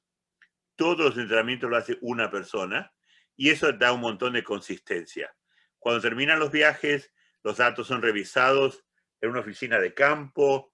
Luego, en la comisión misma, hay un programa de computación que detecta datos anómalos. Si el barco estaba acá a esta hora, no puede estar acá a esta hora, la velocidad es imposible. etcétera. Los observadores tienen que saber para qué están en los barcos, qué pueden hacer y qué no. Y además utilizar al observador como una conexión muy fuerte entre los científicos y los pescadores. Entonces, las funciones de observadores inicialmente era solamente proveer información. Más recientemente se ha agregado la idea de enseñar a los pescadores las técnicas para liberación. Acá está nuestra veterinaria favorita y a la izquierda está Taka Mituasi, un experto de OFSF en ese momento de Japón, que fue valiosísimo en todos los programas que hicimos, y están viendo sacar anzuelos, las técnicas y los problemas que le genera la tortuga que se saquen bien o mal. Bueno, entonces el observador tiene como función más importante, diría yo, buscar la información que puede ayudar a reducir la captura incidental.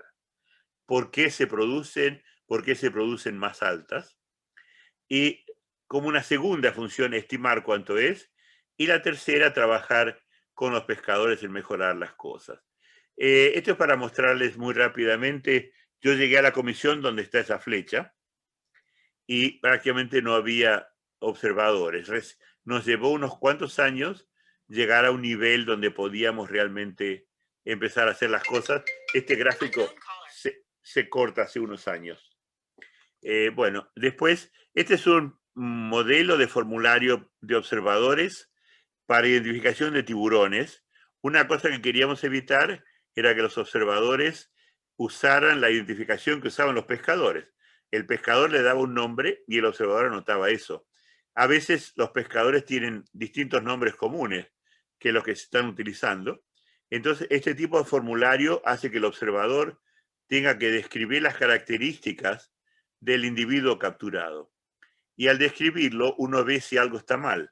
Entonces, esta aleta no corresponde a esta estructura de la cabeza. Entonces, con eso se puede corregir, se le puede enseñar al observador qué fue lo que hizo mal. Entonces, esto verifica la calidad de la información que se junta.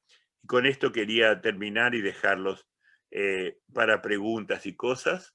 Y creo que dejamos bastante Hola, tiempo. Martín. Sí, estamos re a tiempo, Martín. Son las 2:30, Muy bien, así que sí, tenemos sí. media horita Era poco de la consultas. idea, sí. Y ver qué piensan los que tienen experiencia con programas de observadores o los que tienen intenciones de hacer cosas o los que tienen experiencias de monitoreo electrónico que quieran. Ok, vamos a cerrar la ventana. Martín, si podés, eso, si dejas de compartir, así nos vemos todos y Sí, bueno, no sé si alguien tiene alguna consulta. A ver.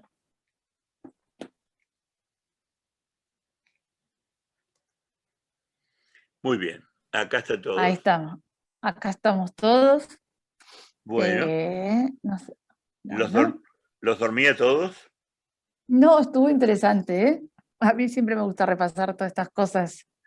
Hay cosas que además...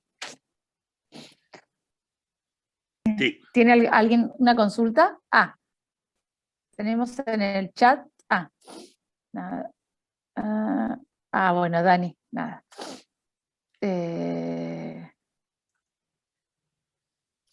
Bueno, Dani que se había tenido que salir por una reunión. Sí, Patricia.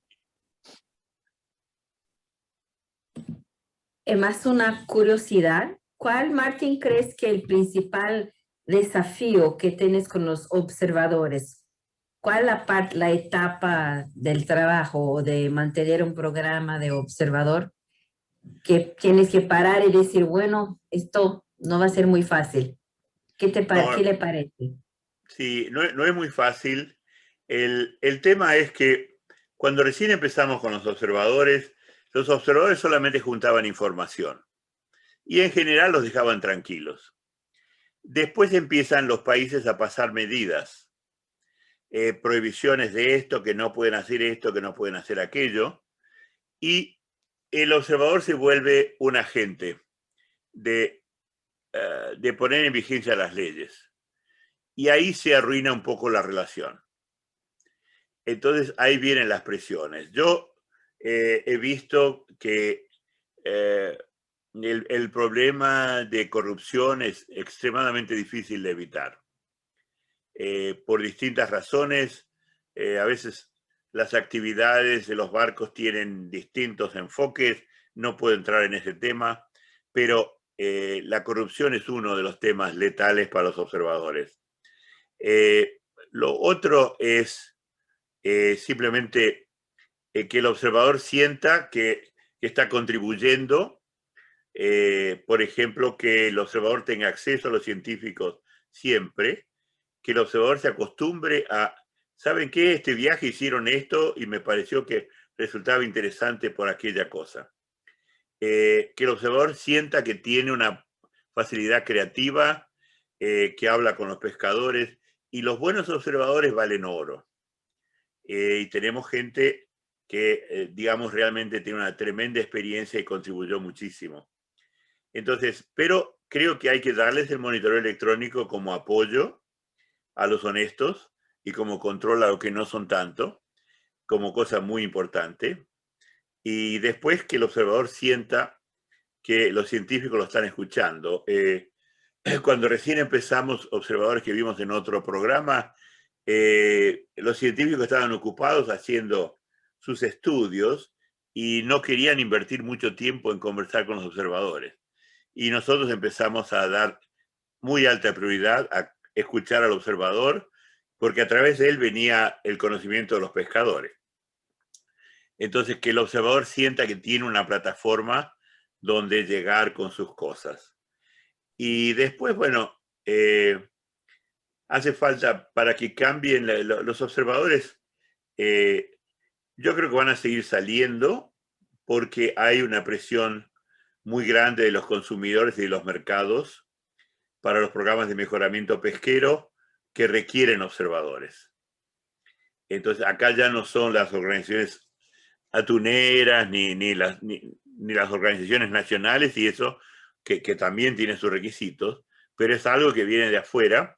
El programa de tortugas empezó porque los exportadores de Ecuador nos dijeron necesitamos hacer algo con las tortugas porque los mercados de Europa nos están diciendo que a menos que puedan mostrar algo, les va a causar problemas para seguir comprando nuestro pescado. Entonces, ahí entraron todos los pescadores, entendieron que hacía falta hacer algo para defender su tarea. No era, no digo que no les interesara salvar a las tortugas, creo que a muchos sí les interesaba, pero la prioridad era salvar su medio de vida. Y eso vino a través de la presión de los consumidores. Entonces, esas presiones son las que siguen manejando los programas y hay medidas que de repente no se pueden pasar a través de las organizaciones regionales como las comisiones porque hay mecanismos de bloqueo muy fáciles.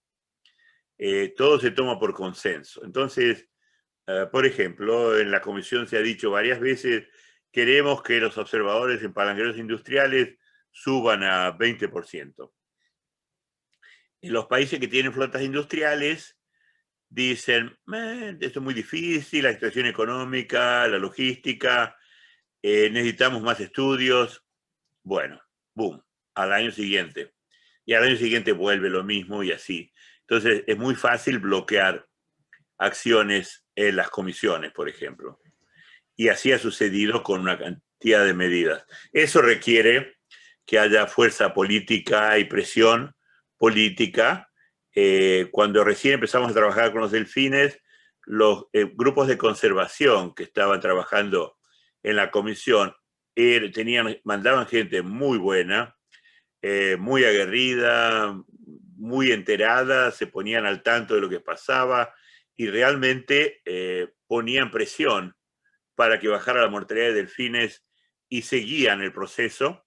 Hicimos un proceso muy transparente en cuanto al manejo de la información, de los datos y demás, y fue muy importante porque ellos estaban presentes cuando se verificaban todas las infracciones, todo eso, y participaban de la discusión.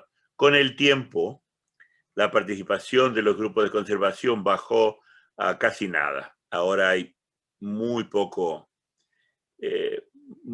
presión de parte hay algunos que están ahí, uno no sabe por qué están, y realmente ha bajado la presión. La industria, por otra parte, nunca se desaparece porque sabe que les conviene estar ahí, y es una forma de, a veces una forma de demorar cosas. Alguien propone una medida para reducir la mortalidad de algo y hace falta un estudio de tal cosa, tenemos que hacer una evaluación de riesgo ecológico, tenemos que hacer un estudio del impacto en tal lugar. Entonces, la industria ha aprendido que decir que no a algo así, tal cual, no es muy popular y no suena muy bien. Pero decir que no con un estudio nos deja satisfechos a los científicos que están muy a menudo buscando el paper, pero no ayuda nada a la especie que está en peligro. Así que yo creo que hay que hacer cosas más directas para conservación y aprovechar las presiones para que se produzcan los cambios. Entonces, en este momento, programas como el de Tunacons, que está en Ecuador, y otros, tienen la posibilidad de iniciar acciones por sí mismos.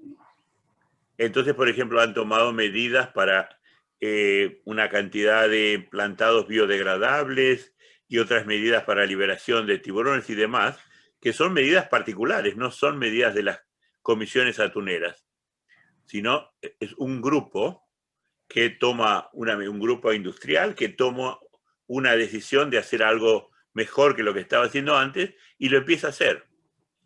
Y eso es muy, muy efectivo y realmente muy alentador, que hay gente en la industria con la visión y con la disposición para hacer eso, que a veces cuesta un poco de tiempo y un poco de dinero. Sí. Sim.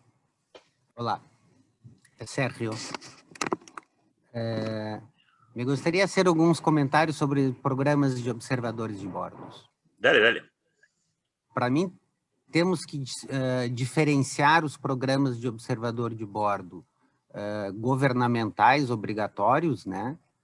E os programas de observador de bordo ou projetos que usam os observadores de bordo que são voluntários, né? Eu acho que são muito distintos, e nós aqui no sul do Brasil, com a universidade, o NEMA, temos experiências muito boas com, eu não gosto de chamar de programa de observador de bordo, mas projetos que usam os observadores de bordo. Acho que a gente precisa buscar um programa de longa duração, mas colocamos muitos observadores de bordo em várias frotas de pesca aqui e temos excelentes resultados, né?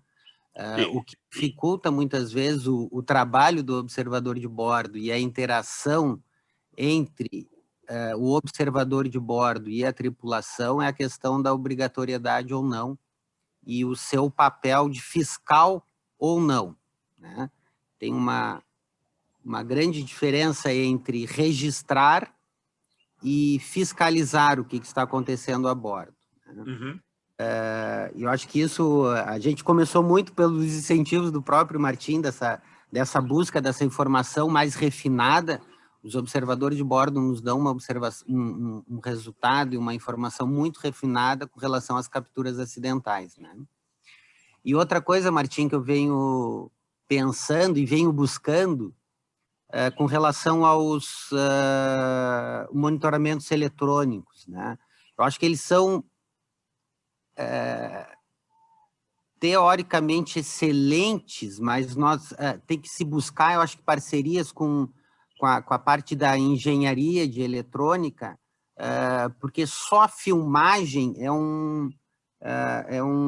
uma informação importante, mas analisar a filmagem que vai ser a grande problemática, né? Uhum. Então, é buscar aplicativos de contagem, de identificação, que não sejam só de informação visual, né? Mas para algumas pescaria de espinhel, acho que a gente tem que buscar saber coisas básicas, quantos anzóis são soltos liberados por lance de pesca, essas informações que eu acho que tem que se buscar de outras formas de algum monitoramento eletrônico. A gente vem buscando essas parcerias, né? Sí. E eu acho que a gente tem que estimular isso, esses encontros, né, Martín? E aí queria a opinião de todos aí. Sí, son muy buenas las dos preguntas. Yo más que nada pensé en observadores más bien oficiales, que es, sabes lo que he tenido más, y los que creo que he visto más alrededor. Estoy de acuerdo que la relación con observadores que no tienen esa función a veces es mucho más creativa, es mucho más amigable y se pueden hacer muchísimas cosas. Así que sí, el comentario es muy válido. El tema de monitoreo electrónico, yo creo que hay creo que en este momento no estamos apreciando, por un lado, las ventajas y por otro lado, las dificultades, como bien mencionaste. Suponete que vos tenés una cámara filmando la recogida de un arte de pesca, que a lo mejor es 1 hora y media o 2 horas de un palangre, digamos. El 95% del tiempo no hay nada que ver.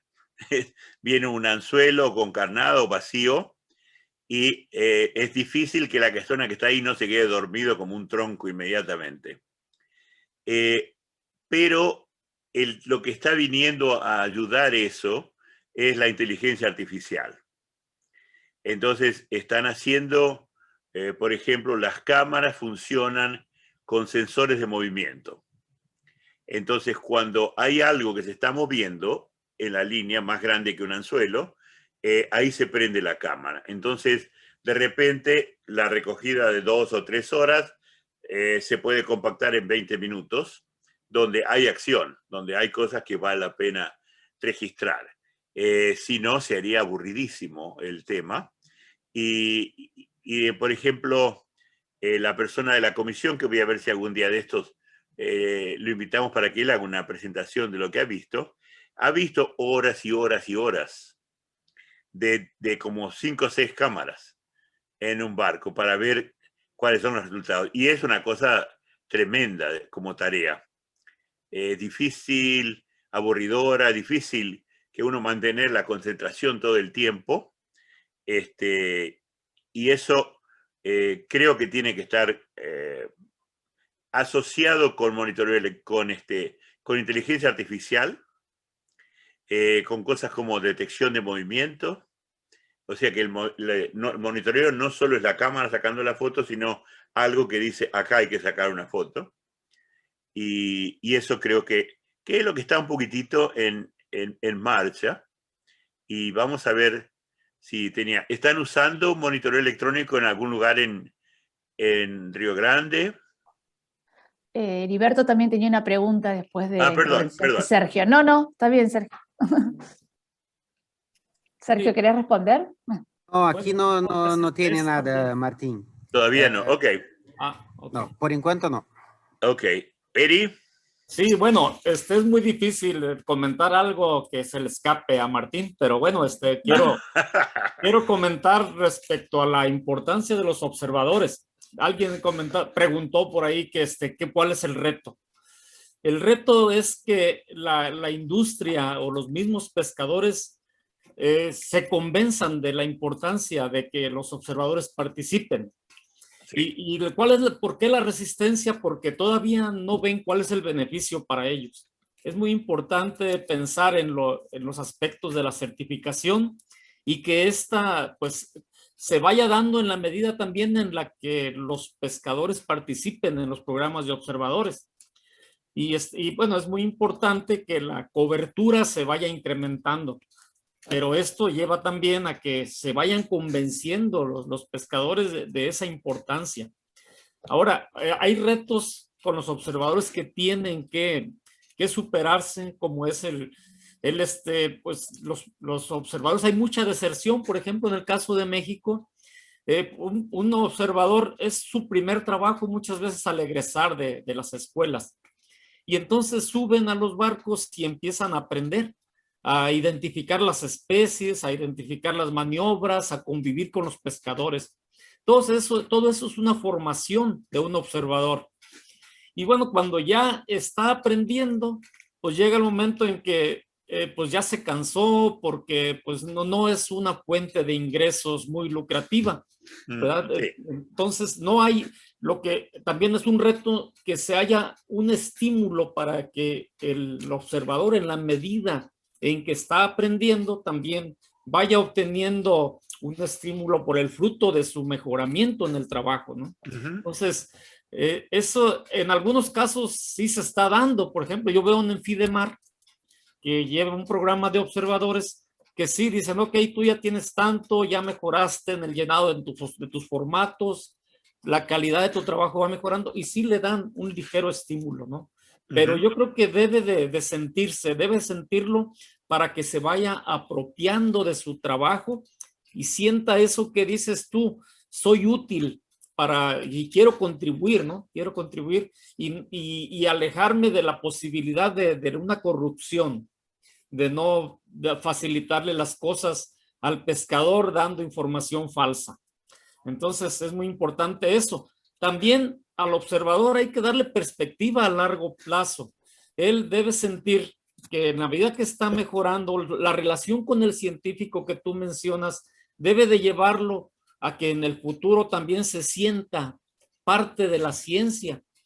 Y luego ya, ¿sabes qué? Pues ya puedes tú ser mi auxiliar y aprender de cómo proceso la información, porque tú ya tienes mucho aprendizaje del campo y debes de contribuir con tu trabajo y decirnos cómo es que podemos mejorar la calidad de lo que estamos nosotros pretendiendo en cada formato que te estamos dando, ¿no?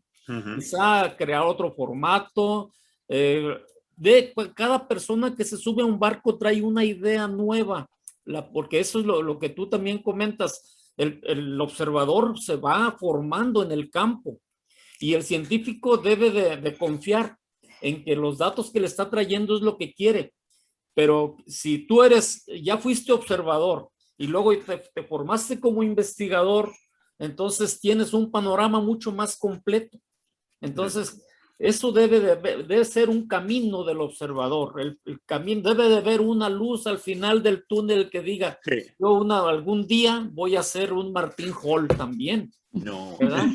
Entonces, esas cosas, pero debe de apropiarse del trabajo. Le digo yo, porque estoy empezando desde que sale de la escuela un observador, toma un curso muy rápido, pero no llega al 100% a ser observador. Se va a hacer en el camino. Entonces, pues ese es mi comentario. Yo creo que es muy importante que los pescadores, las empresas, los industriales vean que les va a favorecer, que va a ser útil para ellos el observador. Y el observador apropiarse del trabajo para que a largo plazo diga, no, pues yo me formé como observador y tengo un camino y ahora soy investigador. Eso, dejo ahí esa reflexión. Muchas gracias por escucharme. No, muy buenas. Muy buenos todos los comentarios, Eri. Ahí nosotros teníamos... yo tengo una consulta, Martín, y un poco en comentario de Heriberto. No sé si querías decir algo. Sí, bueno, dijo una cantidad de cosas muy valiosas, creo que compartimos. Los observadores, creo que lo primero que se consiguió cuando empezamos a aumentar la cantidad de datos fue en los talleres para pescadores que hemos estado haciendo durante muchos años, se les mostraba que esto venía de los observadores. Sí, nosotros entonces, también. Y ahí se les empezaba a discutir las soluciones, pero ellos sabían de dónde venía el comentario o la sugerencia. Y eso, después de la gente que yo he tenido trabajando conmigo, en este momento la persona que maneja todas las bases de datos de la comisión del atún, que es la función más importante, empezó como observador conmigo. La persona que hace todo el entrenamiento y maneja todos los programas, Nick Vogel es el primero, Ernesto Altamirano es el segundo. Entonces hemos tenido gente que vino como observadores, hicieron toda una carrera. Hay distintas formas de mirarlo. Hay gente que, y creo que sí, es muy lindo cuando el observador piensa que tiene una perspectiva adelante. Lo que sucede es que en muchos países de Latinoamérica la cantidad de empleos No, para, eso justo. para investigadores no es tan alta. Entonces, muchos de estos han acabado en cosas que tenían que ver con computación o con bases de datos u otro tipo de cosas. Hay algunos que van a trabajar en temas de monitoreo electrónico, por ejemplo. Pero sí, es importante que el observador no vea que tiene un trabajo terminal, que digamos es eso y después nada. Y tampoco que el observador se quede, tenemos observadores con 20 y pico de años de antigüedad, y ha habido un movimiento poco dentro de unas personas de la comisión a que no se quedaran tanto tiempo, porque a lo mejor esto está asociado con el tema que también mencionaste de la corrupción, que la profesión se haga más rentable no por los salarios, sino por las otras cosas que suceden ahí. Bueno, ¿tenías un comentario de alguien? No, yo tenía, no sé si alguien más, si no pregunto yo. A mí me parece súper oportuno lo que dice Heriberto. Nosotros cuando trabajamos acá en Patagonia, el trabajo con el observador era clave y darle la importancia de los datos y la entrevista permanente después de bajar del barco para nosotros era casi todo. La entrevista con un equipo de gente era todo, mucho más que las capacitaciones anteriores, porque ahí había un feedback interesante. Y lo que otro que nosotros, el otro problema que teníamos nosotros acá en Patagonia, no tenemos biólogos suficientes como para armar un programa de observadores a bordo. Y los biólogos se iban, los biólogos estaban 1 o 2 años y se van. Entonces formábamos gente que no era bióloga, y los biólogos eran esos datos que nosotros nos servían de centro en tu dato, en tu cosa, digamos, eran nuestros datos de... Entonces teníamos esa discusión de ponerlos así como a la par, pero no lográbamos cobertura con profesionales, porque no teníamos. Entonces esos eran nuestras planillas de referencia, y formábamos grupos de gente sin formación académica, y se puede, porque trabajamos bien con un montón de gente que aprendió a identificar especies, pero a niveles realmente interesantes, pero bueno, era un ida y vuelta. Y lo otro que te quería consultar en realidad, Martín, era con respecto al tema de muchos, bueno, justo se fue Leandro Tamini, que estaba, pues yo trabajé con él en algunos datos analizándole estimaciones de captura, y estos programas de las ONG, que están interesantes, que ahora hay muchos programas que ponen incluso las empresas por el tema de las certificaciones, o los FIP, o ese tipo de cosas, que tienen coberturas realmente muy bajas. Tienen coberturas del 1%, del 5%. No sé qué haces ahí con esos datos. Claro, tienen intervalos de confianza por bootstrap enormes en estimaciones. Bueno, nada. No sé cuál es la solución ahí, porque bueno, no hay otra que sean... Claro, no, pretender, digamos, con ese tipo de nivel de cobertura, tener alguna idea de estimación no es muy práctico. Los programas, yo creo que sirven varias cosas. Una de ellas es llevar a la embarcación la conciencia del problema que hay. Este tema de bycatch lo tenemos que manejar. Es importante para la supervivencia de la industria, para sus propios trabajos. O sea que es de su interés mejorar el tema este. No es porque se le ocurrió a alguien, sino que es, en la mayoría de los casos uno llega con un incentivo de mercado a ellos. Y eso es lo que ayuda ahora, que antes no existía prácticamente. Entonces yo creo que el atún delfín fue uno de los primeros donde los mercados empezaron a marcar las señales. Entonces, eso es algo que sucede. Y lo que yo veo es que, así como se privatiza todo, muchos programas de observadores se están privatizando. Estados Unidos tiene contratos a compañías que manejan los observadores completamente. No quieren tener el gobierno todos los enredos de nombrar y despedir y contratar y recontratar y el seguro y todo eso. Entonces se generan compañías que proveen el servicio a observadores a cambio de cierta ventaja económica. Y eso se ve mucho por ejemplo, hay programas para monitorear trasbordos. que es uno de los problemas que hay para el control de las pesquerías. Trasbordo en alta mar, empieza a aparecer barcos que no, IUU y todo ese tipo de cosas. Pero sí, ahí es la...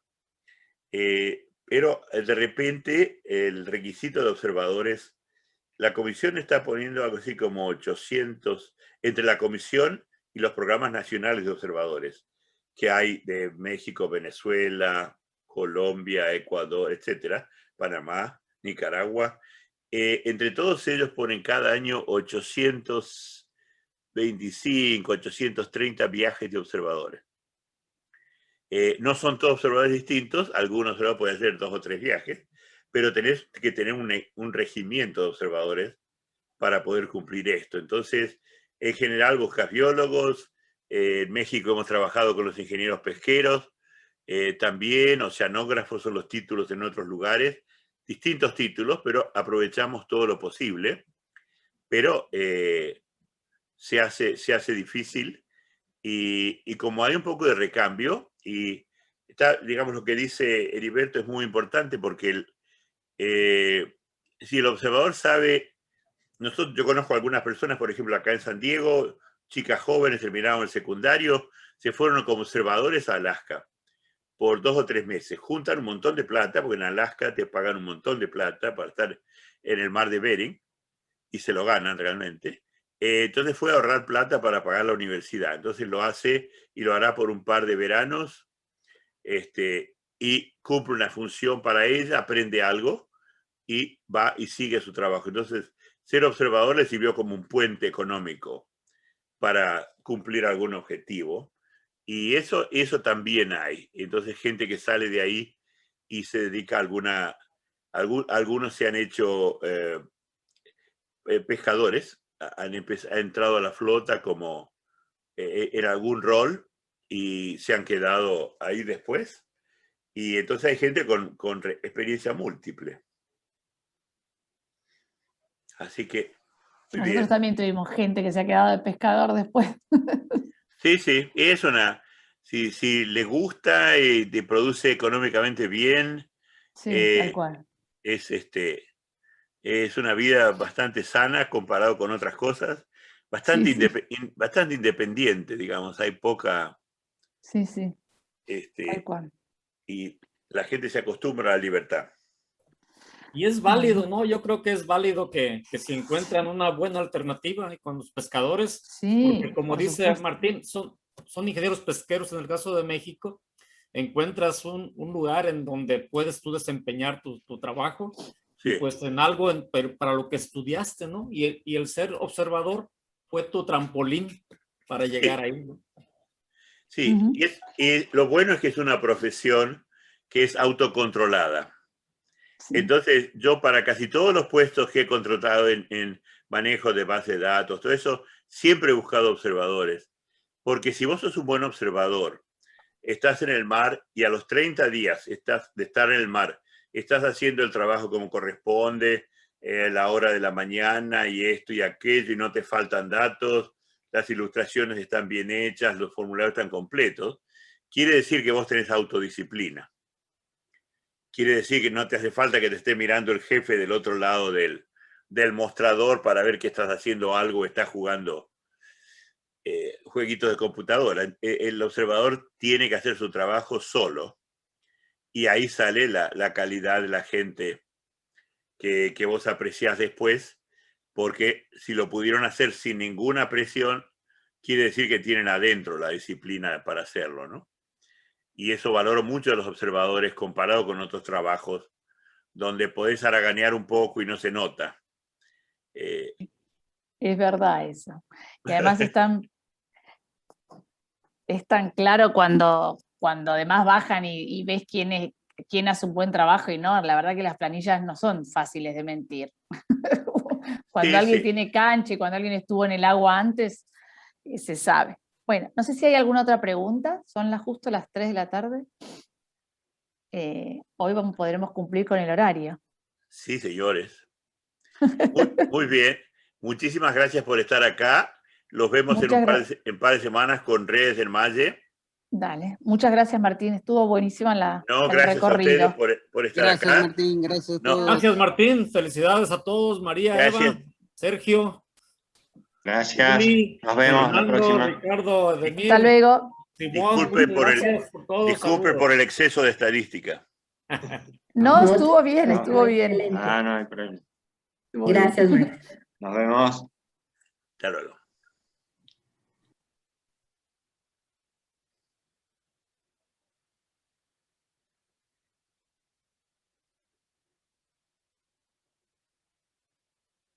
Hola, Fernando.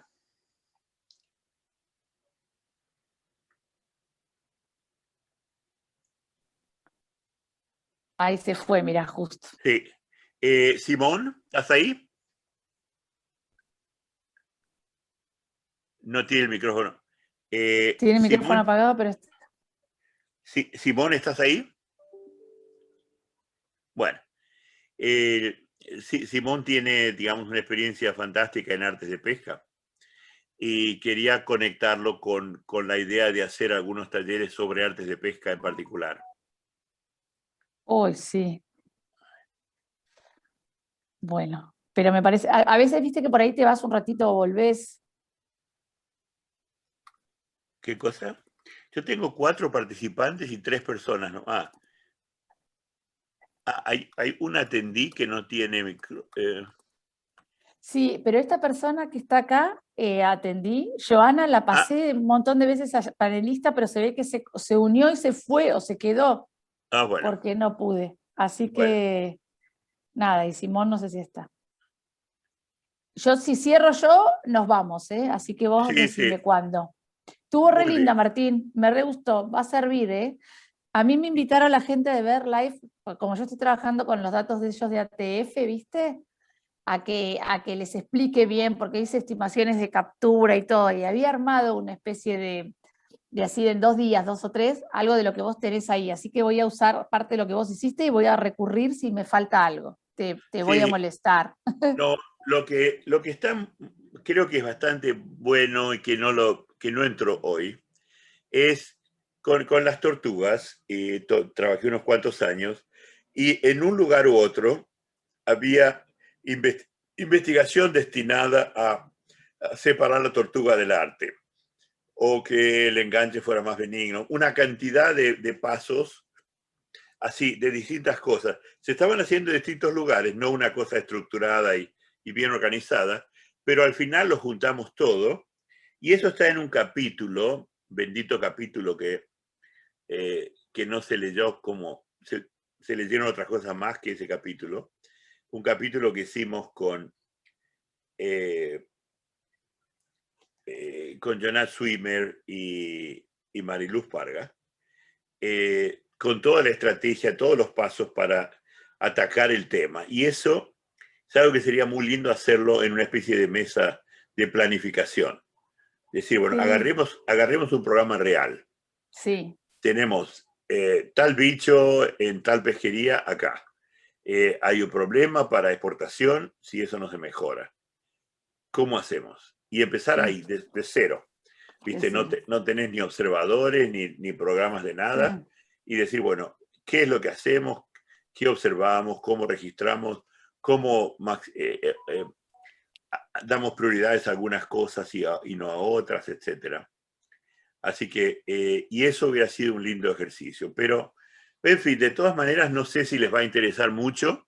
Yo creí que iba a haber más interés en esto, confieso. Sí, yo también, ¿eh? Yo también, ¿eh? Sí, pero bueno. Porque además es un tema que mira, a mí me pidieron ahora porque ¿no? la gente no entiende lo de la estimación, cómo hacerlo, los problemas de cobertura, ¿viste? No es un tema que se maneje tanto, y No. sobre todo en las ONG, en las cuestiones más de que están más ambientalistas, menos. Yo discuto un montón con ellos, con Leandro y cosas de conocer bien la pesquería.